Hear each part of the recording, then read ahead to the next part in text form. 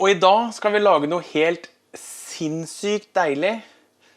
På engelsk, eller amerikansk, tror jeg de kaller det for chicken fingers.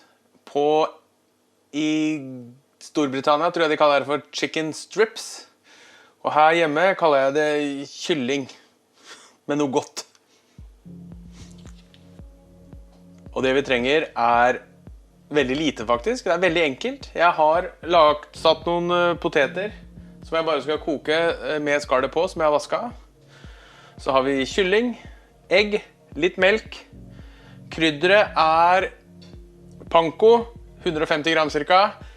4 spiseskjeer med paprika, 1 spiseskje med chili. 2 spiseskjeer med løkpulver, 1 spiseskje med hvitløkspulver og 1 spiseskje med oregano og 1 spiseskje med salt. Og det skal da oppi pankoen. Og vi så langt. Rålett. Og så skal jeg da ha egg og litt grann melk som jeg rører sammen. Så skjærer jeg kyllingen i sånne fingers, i sånne strips. Og så dupper jeg det i egget, ruller i pankoen med krydderet, og legger det i en stekepanne med, jeg skal vise dere etterpå, men jeg bruker ikke frityr. Men det blir jo frityr i utgangspunktet, men sparer meg litt for alt sølet. Når ikke en har sånn frityrkoke, liksom.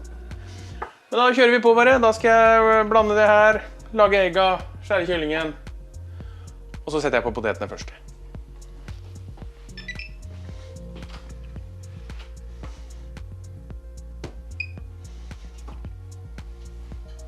Og de potetene skal vi lage noe kjempegodt med etterpå. Men la meg ta og blande det her først da.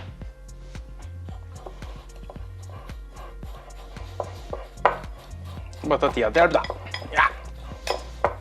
Og panko eller griljemel eller brødsmuler sikkert. Det blir jo det. Får du kjøpt overalt, men det heter litt forskjellig. Oppi her så kunne du hatt litt parmesan for eksempel. Hadde sikkert vært godt oppi her. Hva annet kunne vært godt oppi her? Ja, ingefær hadde sikkert vært godt. Man tar tørr da. Andre ting som kunne vært godt. Og her sånn er egentlig ikke, mengdene blir jo liksom ikke helt likt da. Men alt her er ingenting her som er farlig å spise, så her går det an å smake på krydderet da. Men dette har jeg gjort før, for å si det på godt norsk. Sånn. Lager jeg eggblandinga.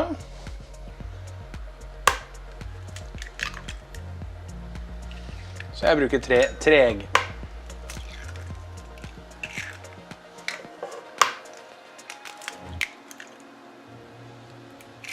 Sånn, og en liten skvett med melk. Sånn, og da er det bare å røre da.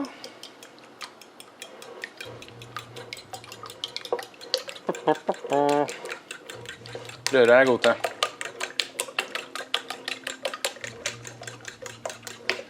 Nå koker jeg vannet, jeg slår ned vannet.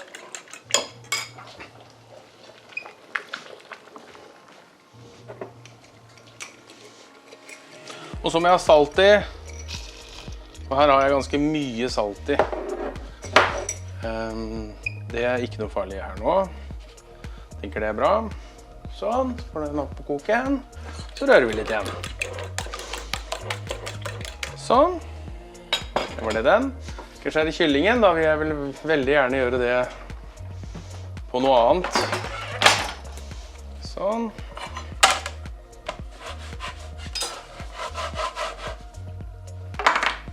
Jeg fikser den.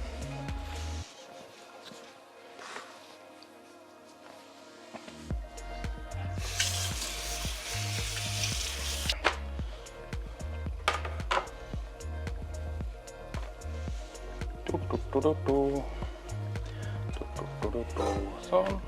Og sånn, vet du, da sitter den fast. Sånn. Kyllingen.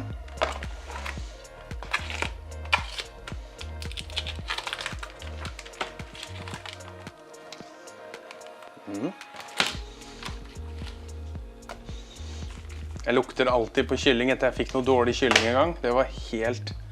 Det er faen meg det verste jeg har vært med på noen gang. Sånn, da skjærer vi den her ned. Og den skal nå i striper. Så alltid på de kyllingene jeg kjøper, så er det ofte jeg sånn, ser den lille leppa som liksom ligger på under den indrefileten, tror jeg de pleier å kalle det, men det er jo ikke det. Men den tar jeg alltid av først. Så da skjærer jeg... Nå skal jeg forklare det, ja. Ikke sant? Jeg skjærer ikke bare den, jeg skjærer litt inn i fileten, så jeg får 2 sånne så jeg kan dele den der, så blir det på en måte en strip. Da tar vi den. Så skjærer jeg bare langsetterskiver. Passe tynne. Ikke så alt for tjukke, da blir de bare vanskelig å gjøre. Her hjelper det med skarp kniv. Ikke sant? Alle har fått med seg skarpe kniven jeg har. Kjempefin. Samme her nå. Skjærer jeg av den, ser du, naturlig der. Skjærer jeg der, og så deler jeg den på midten der, så får jeg 2 sånne. Det blir de feiteste, de blir gode. Men det er også de som er vanskeligst å få stekt riktig da. Bare sånn at vi vet det. Skiver på langsetter altså. Og det her er 650 gram, det holder til 3, tenker jeg. Da har vi bare 2 som skal gå oss noe helt voldsomt. Sånn legger jeg kniven bort her, for den bruker jeg ikke før jeg vasker den. Men jeg tror ikke det er mer jeg skal skjære opp. Det ser vi etter hvert. Da har vi kyllingen der, da tar jeg av... Jeg tror jeg lar den ligge på, i tilfelle jeg søler med kyllingen. Sånn. Sånn. Og en tallerken til den. Kjente jeg det ble mye på en gang. Skal vi se. Sånn. Og så skal vi se. Så skal vi ha den. Den. Så tar jeg ikke alt oppi, for jeg bruker det til å strø oppå. Sånn. Og så er det en sånn liten sånn, hva heter det da? Cardinal rule, er det det kaller det? Da har jeg en hand som jeg har tatt i kyllingen med, så den er våt. Skal vi se, skal jeg lage litt plass her, så jeg får... Og så er kyllingen på andre siden. Så passer jeg nå på, skal vi se, litt øyeblikk. Da er bare en tallerken og legger det på etterpå. Så det jeg skal passe på nå, det er at den handa som er våt, altså min venstre hånd, skal alltid kun være i det våte. Og den tørre skal alltid være i det tørre. Hvis ikke så blir det en kjempekladd alt sammen. Så da tar vi oppi der med det. Jeg tar ikke alle sammen, jeg tar liksom noen av gangen. Sånn. Får vi duppa det ordentlig, eller gnidd det ordentlig rundt, sånn. La det få lov å renne litt av seg. Slipper opp igjen, så vi kan gjøre det en gang til. Sånn, la det renne litt av seg. Legger det der, sånn. Da er det slutt på å bruke den handa.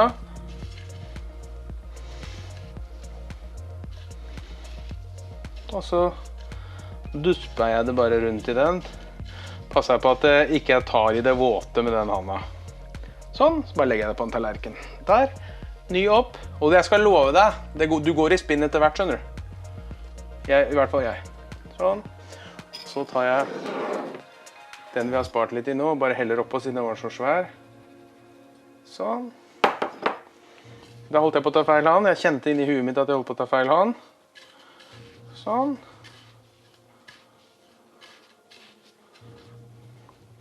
Og så er det bare å kjøre gjennom alle sammen til vi er ferdig. Og da er vi nede på de siste. Får vi bare tatt de. Resten av det, du ser jeg har litt for mye panko i utgangspunktet, men hvis jeg hadde hatt for lite, så hadde jeg mest sannsynlig eksplodert. Så da vet vi det også, 150 gram panko og det krydderet er mer enn nok til 650 gram kylling. Ikke sant? Det er fint å vite. Og det som skjer nå, det er at nå skal jeg vente på potetene til de har kokt i 30 minutter, og så skal vi gjøre noe kjempegodt med de, som blir helt sinnssykt. Og så skal de inn i ovnen. Men jeg begynner ikke å steke det her før jeg har den i ovnen. Sånn, så da er det alt for mye, da holder det med 2 egg neste gang, og 100 gram panko, tenker jeg. Kanskje. Jeg kommer til å ta 150 gram hver gang, så jeg er helt sikker. For å gå tom for det her, da blir du psykopat. Sånn, og der ser du hvorfor jeg hadde den oppå der. Det var jo faktisk veldig lurt. Sånn. Så beholdt jeg integriteten på fjøla mi. Sånn. Men uansett, litt grann såpe. Og tørke over. Jeg bruker lite såpe, men litt grann gjør jeg nå. Sånn, selv om det ikke har vært noe borti der. Så er vi sikre. Så var det rene hender igjen. Kan vi se. Det jeg nå skal... Nå kan vi se hvordan de ble. Sånn blir de seanse ut av når jeg er ferdig. Og de skal jeg nå frityrsteke i utgangspunktet, men jeg har ikke noe frityrstek her, og jeg hater egentlig frityr, for det blir 3 liter olje du ikke vet hva du skal gjøre med etterpå. Så jeg pleier å ta stekepanna, fylle den opp med olje så den dekker litt over halvparten av disse stripsa. Så legger jeg de bare uti, og så halvveis inn i det, så snur jeg de. Og når det gjelder dette her, så bruker jeg også termometer hele tiden for å passe på temperaturen. Prøver å la olja ligge på rundt en 160-70, tenker jeg. Da blir det bra. Så da er det bare å vente og slå seg til ro. Mens potetene gjør seg ferdig, så skal vi ta og se hva jeg gjør med potetene før vi setter i ovnen. Ovnen står på 250 grader luft. Ja, vi gleder oss. Nå begynner potetene å nærme seg ferdig kokt 30 minutter cirka. Og så tar jeg da olje i stekepanna. Og sette på den.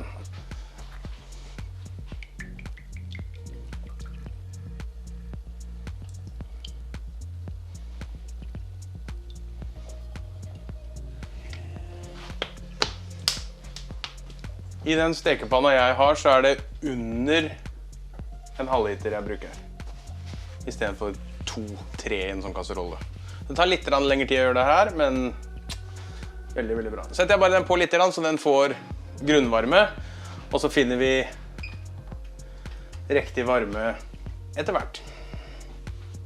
Da tar vi potetene. Vi tar bare sånn som det her, sånn. Og så et håndkle, for det er litt varmt.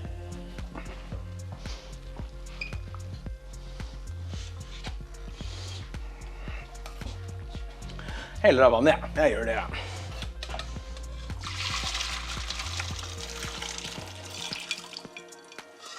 Så setter jeg de tilbake på panna igjen, så jeg får tørka de. Det var lurt, Tommy. Det er det jeg pleier å gjøre, nemlig.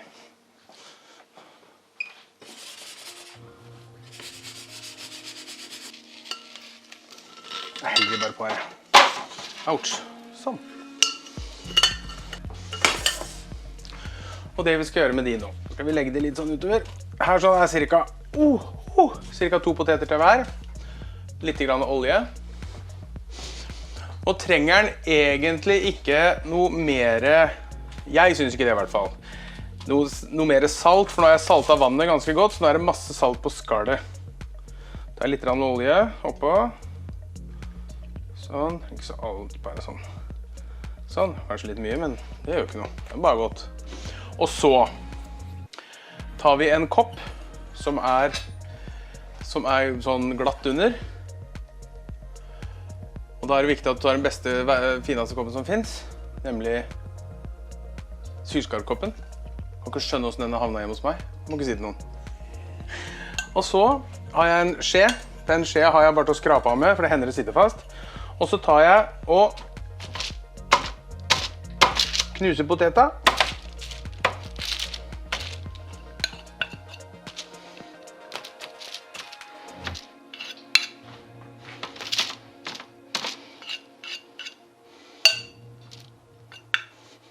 Sånn.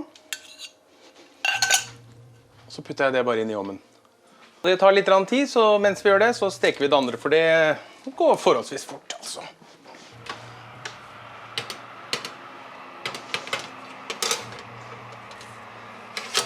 Vet du hva, jeg vil ha litt timian på, jeg. Timian på det tror jeg er godt. Ja. Ikke så mye. Det begynner å bli varmt borti der også. Jeg tar og sjekker det med en gang da, før jeg gjør noe mer. Litt respekt for det her, altså.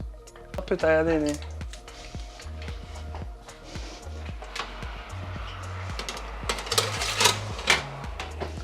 Sånn. Og så skal vi da se hva vi har her. Skal vi se, her er vi på 56. Sist gang jeg gjorde det her, så hadde jeg den på 8, for med en gang jeg tar noe oppi, så synker jo temperaturen. Skal jeg klype? Viktig nå, viktig å være litt forberedt. Og så har jeg lokk i skuffen her hvis det skulle være noe. 63. 64, 66, 67, legger de på 70, nå kjenner jeg det begynner å lukte sånn varm olje. Der har vi 71, da kjører vi. Legger oppi og slipper alltid fra meg. Så ikke det spruter på meg. Så selvfølgelig etter hvert som du får mer oppi, jo høyere står olja. Det er også noe å ta hensyn til, så ikke du putter opp og så renner det på utsida. Olje har jeg super respekt for det greiene her. Hvis det tar fyr, så da er det godt og varmt. Så jeg har allerede tenkt inni hodet mitt at jeg kan gå ut døra som jeg har rett der. Jeg bare ta med meg ut. Hvilket funker veldig bra, hvis det skulle skje. Nå har det ikke skjedd før, men man vet jo aldri. Jeg har sett det skje. Da vil du ikke stå i nærheten egentlig. Det beste er vel å slå en bøtte med vann over, tenker jeg. Nei. Ja, nå sank den til 150, og så ser jeg den begynner å stige igjen nå. Og så har jeg da en sånn som jeg tar overflatetemperaturen på, og så har jeg en sånn som jeg stikker inn i kyllingen for å se at den er ferdig. Så jeg har ikke noe tidsskjema på det. Jeg vet ikke hvor lenge det skal ligge, for alt det kommer jo an på hvor mye olje det er, hvor varm olje er, og alt det her. Men det jeg må passe på er at ikke det brenner seg. For da har du for varm olje, ikke sant? Så vi kan jo ta og sjekke igjen nå. Ja, jeg tror faktisk det er blitt litt varmt. Sånn. Tenker jeg kan begynne å snu det. Se på det da. Oi, oi, oi.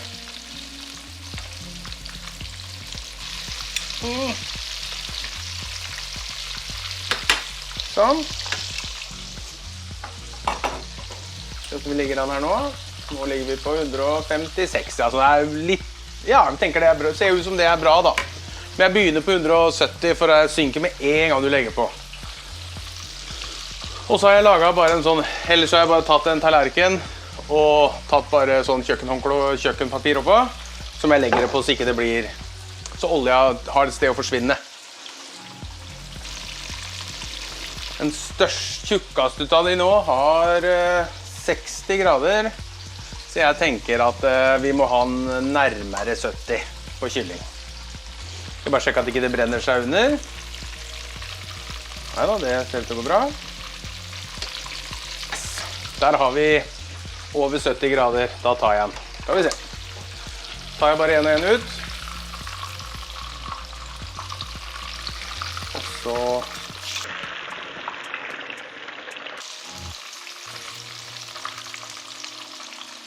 Det du må huske på når du holder på å ta ut av det her nå, det er jo at nå blir olja veldig varm, veldig fort. Så jeg tenker at når vi er halvveis nå, så legger jeg litt opp igjen. Bare for å holde temperaturen på panna nede. Litt opp med temperaturen på stekepanna, og så begynner vi igjen. Skal vi se om vi greier å få lurt alle oppi nå da. Det ser ikke sånn ut, vet du. Vi ser hvordan det ser ut med potetene. De begynner å komme seg. Timingen blir helt nydelig. Jeg har helt sykt lyst til å smake på en. Den holder på, den holder på. Nå nærmer vi oss slutten. Ta en titt på potetene da, mens vi henter her. Passe nesa. De kommer seg der, de. 55. Den må litt til. Så er temperaturen da. Litt kald olje. Vi kan sette opp temperaturen litt på olja. 60. Det nærmer seg i hvert fall. Jeg må slå ned, så ikke den brenner seg, så den får lov å steke gjennom. Sånn, jeg slår den litt. Så jeg tror jeg slår den av, ja. Jeg slår den av. Jeg slår den av, og så lar jeg den ligge der til den blir bra. Og da var den siste ferdig. Da er det bare å få ut potetene. Vi får se hvordan det her blir, da.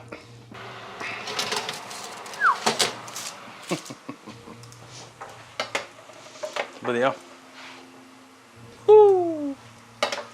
Sånn, og da står de i 225 til 250 grader luft til de er ferdig. Jeg har ikke peiling på lenge det er. Jeg har også... Se på det, ja.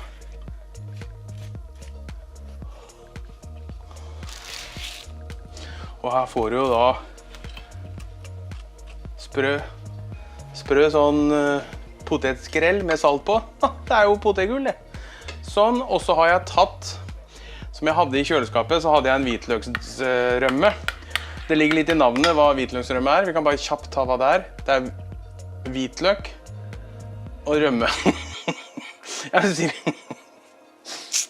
jeg er så morsom selv, vet du. Det er det verste.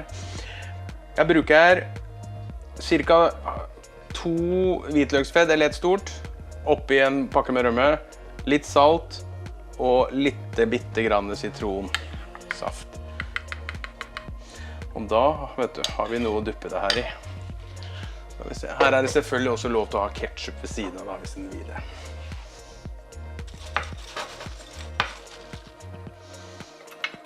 Søk de da.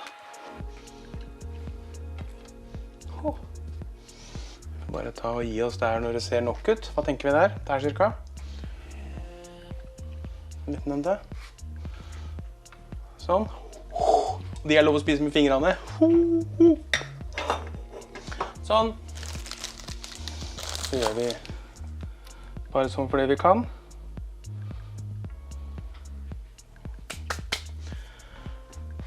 Og da er det vel bare å kose seg da, tenker jeg.